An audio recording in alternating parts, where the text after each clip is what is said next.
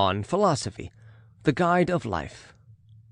It is clear to you, I am sure, Lucilius, that no man can live a happy life, or even a supportable life, without the study of wisdom.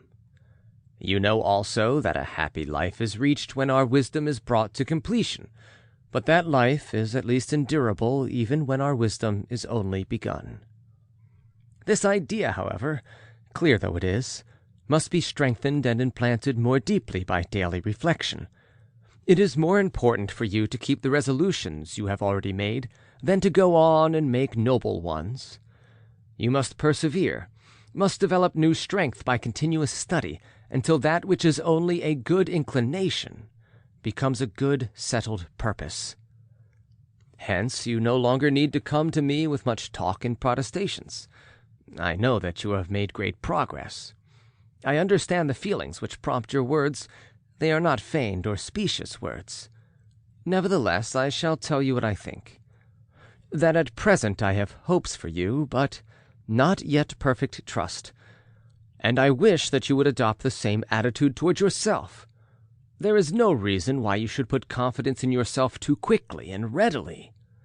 Examine yourself, scrutinize and observe yourself in diverse ways, but mark, before all else, whether it is in philosophy or merely in life itself that you have made progress. Philosophy is no trick to catch the public. It is not devised for show.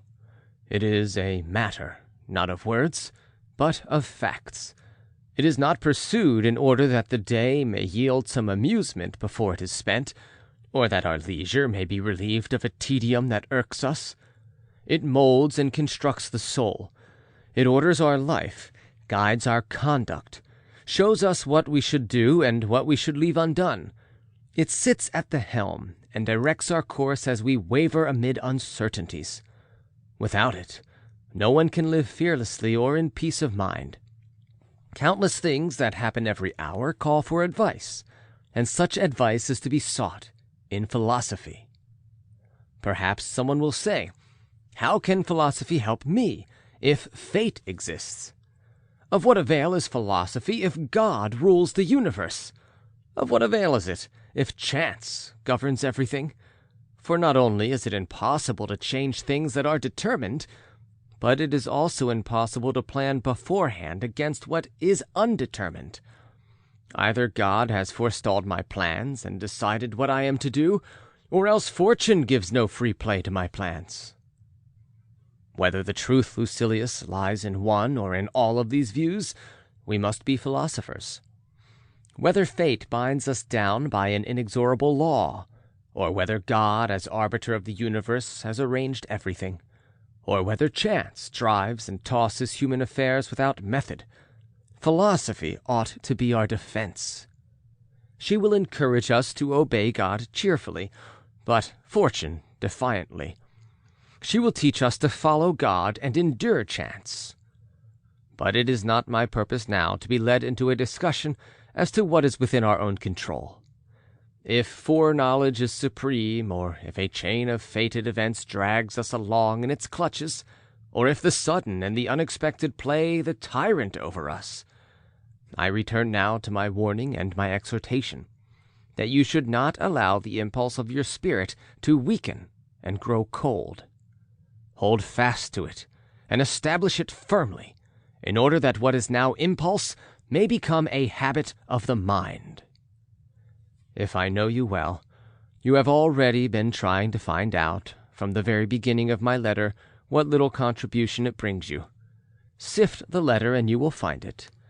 You need not wonder at any genius of mine, for as yet I am lavish only with other men's property. But why did I say other men? Whatever is well said by anyone is mine. This also is a saying of Epicurus. If you live according to nature, you will never be poor. If you live according to opinion, you will never be rich. Nature's wants are slight. The demands of opinion are boundless. Suppose that the property of many millionaires is heaped up in your possession.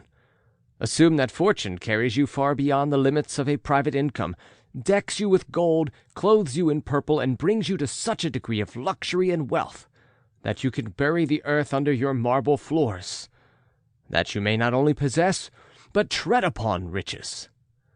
Add statues, paintings, and whatever any art has devised for the satisfaction of luxury. You will only learn from such things to crave still greater.